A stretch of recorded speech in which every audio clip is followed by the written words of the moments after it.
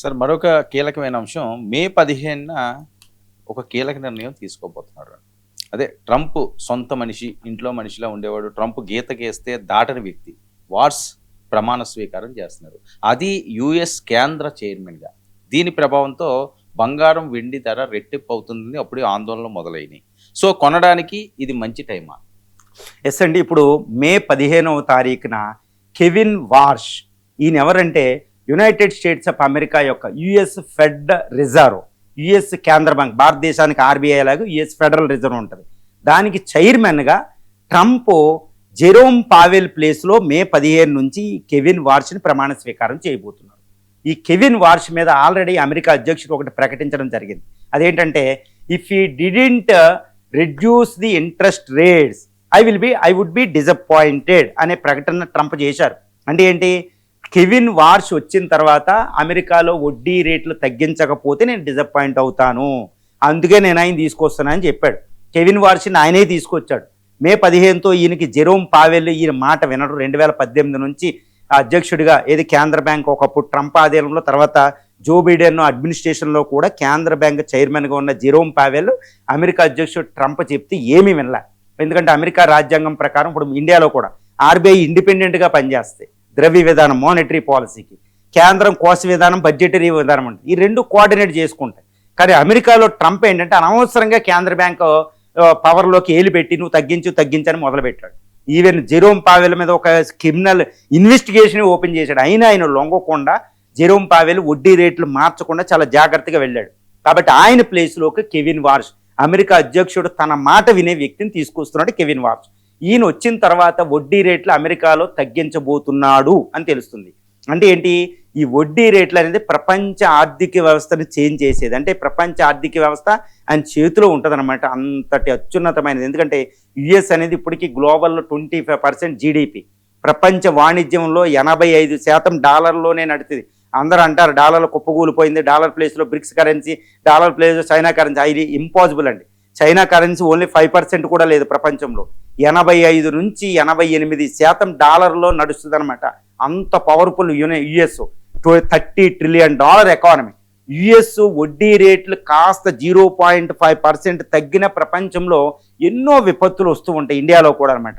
ఇప్పుడు మొత్తం బంగారం, వెండి రేట్లు నిర్ధారించే అంశాలు ఒక 1/2 డజన్ పైగా ఉంటాయి ప్రపంచంలో.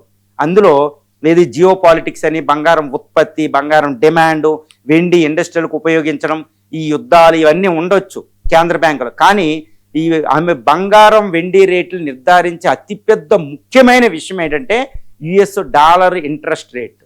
అదేంటి, ఇప్పుడు కెవిన్ వార్ష్ వచ్చిన తర్వాత మే 15 తర్వాత ఏదో కొన్ని వారాల్లో ఆయన యుఎస్ ఫెడరల్ రిజర్వ్ మీటింగ్ పెట్టి, ఏదో మానిటరీ పాలసీ కమిటీ మీటింగ్ పెట్టి అక్కడ వడ్డీ రేట్లు తగ్గించబోతున్నాడు. అది ట్రంప్ యొక్క ఆదేశం. ట్రంప్ ఏం చెప్తే చేస్తాడు ఆయన. కాబట్టి వడ్డీ రేట్లు ఒక్కసారి తగ్గించగలిగితే, అది ట్రంప్ ఉద్దేశం కూడా, వడ్డీ రేట్లు తగ్గిస్తే బంగారం, వెండి రేట్లు రెట్టింపు అవ్వబోతున్నాయి. కేవలం ఈ 2026 చివరి నాటికి ప్రస్తుతం బంగారం విలువ చూస్తే మనకి నిలకడగా ఉంది. యుద్ధం మొదలైన తర్వాత, ఏది సీజ్ ఫైర్ మొదలైన తర్వాత, ఈ యుద్ధం సమయంలో తగ్గింది. సీజ్ ఫైర్ మొదలైన April 8 తర్వాత నిలకడగా కొనసాగుతుంది. తర్వాత వెండి రేటు కూడా నిలకడగా కొనసాగుతుంది. ఏది 2,77,000, 75,000 దగ్గర. గోల్డ్ ఏంటంటే 1,55,000 దగ్గర. ఈ సంవత్సరాంతానికి ఎంత చేరబోతుందంటే కెవిన్ వార్ష్ ఏ డిసిషన్ తీసుకోబోతున్నారు దాని మీద ఆధారపడి 100కి 100% ఆయన వడ్డీ రేట్లు తగ్గించబోతున్నాడు. మరి ఎందుకు వడ్డీ రేట్లు తగ్గించబోతున్నాడు, దాని ఫలితం ప్రపంచ బంగారం, గోల్డ్ రేట్ల మీద ఎలా ఉండబోతుందని మనం చూద్దాం. ఎందుకు తగ్గించబోతున్నాడు ట్రంప్ అంటే ట్రంప్ కోరిక వడ్డీ రేట్లు తగ్గించాలి. డాలర్ మీద వడ్డీ రేట్లు తగ్గిస్తే అమెరికా డాలర్ బలహీనపడద్ది. అమెరికా డాలర్ బలహీనపడడం అంటే ఏంటి అంటే, అమెరికా డాలర్ చీప్గా దొరికింది కాబట్టి ఎక్కువగా ఎక్స్పోర్ట్ చేయొచ్చు. ఎక్కువైనాయి అంటే అమెరికా నుంచి ఎక్కువ ఎక్స్పోర్ట్స్ అవుతే మ్యానుఫ్యాక్చరింగ్ సెక్టర్, ఇండస్ట్రియల్ ప్రొడక్షన్ పెరుగుతుంది, ఉద్యోగిత ఎక్కువ అవుతుంది, గ్రోత్ రేట్ ఎక్కువ అవుతుంది. కాబట్టి డాలర్ విలువను తగ్గించే పరిస్థితి వడ్డీ రేటును తగ్గించడం. మనం కూడా అంతే. 1991లో ఆర్థిక వ్యవస్థ పడిపోయినప్పుడు వెంటనే రూపీ వాల్యూ తగ్గించాం. డివాల్యుయేషన్ అంటారు. ఎందుకంటే ఎక్స్పోర్ట్స్ పెంచుకోవడానికి. ఈ విధంగా అమెరికా వడ్డీ రేట్లు తగ్గిస్తే ట్రంప్ చాలా కష్టాల నుంచి బయటపడతారు. అక్కడ ఇన్ఫ్లేషన్ నుంచి, నిరుద్యోగిత నుంచి బయటపడతాడు, వృద్ధి రేటు ఎక్కువ అవుతుంది, ఆర్థిక వ్యవస్థ పునరుత్తేజం అవుతుంది అనమాట. అందుకే వడ్డీ రేట్లు తగ్గిస్తాడు. సో డాలరు బలహీనపడుతుంది. డాలర్ బలహీనపడంటే government bonds, US treasury bonds అంటారు, అందులో ఎక్కువ పెట్టుబడులు ఉంటాయి అన్నమాట. యుఎస్ ట్రెజర్ బాండ్స్ మీద వడ్డీ రేట్లు తగ్గితే, డాలర్ బలహీనపడితే బంగారం వెండిలోకి పెట్టుబడులు ఎక్కువ వెళ్తాయి. బంగారం వెండి రేట్లు డిమాండ్ ఎక్కువ అవుద్ది, కాబట్టి బంగారం వెండి రేట్లు డబుల్ అవ్వబోతున్నాయి, ఎక్కువ అయిపోతుందండి. ఎందుకంటే ఇది దీర్ఘకాలంగా, ఎందుకంటే ట్రంప్ ఇంకా ఆల్మోస్ట్ 3 years ఉంటాడు, 3 years పాటు కెవిన్ వార్ష్ ఉంటారు, ఆయన ఇంకా 5-6 సంవత్సరాలు ఉంటారు. కాబట్టి వీళ్ళిద్దరు ఉన్నంతకాలం వడ్డీ రేట్లు తక్కువే ఉంటాయి, యుఎస్ ట్రెజర్ బాండ్ విలువ తగ్గిద్ది, బంగారం వెండి రేట్లు పెరుగుతాయి అనమాట, అది కారణం. కాబట్టి బంగారం వెండి రేట్లు ఒక్కసారి వారు కూడా ఎండ్ అవ్వబోతుంది, ఆల్మోస్ట్ అఫీషియల్గా ప్రకటించారు. ఇప్పుడు ఇది తర్వాత మళ్ళీ యథాస్థితికి వస్తుంది, యుఎస్ డాలర్ విలువ పడిపోతుంది, వడ్డీ రేట్లు, గవర్నమెంట్ బాండ్స్ తగ్గుతాయి, యుఎస్ ట్రెజర్ బాండ్స్.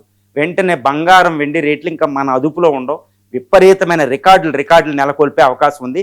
2026 చివరి నాటికి కెవిన్ వార్ష్ ఈ పుణ్యమా అనుకుంటూ, ట్రంప్ మనిషి పుణ్యమా అనుకుంటూ బంగారం ప్రస్తుతం 155,000 నుంచి 3 లక్షల దగ్గరికి 2026 చివరికి మనం చూస్తాం.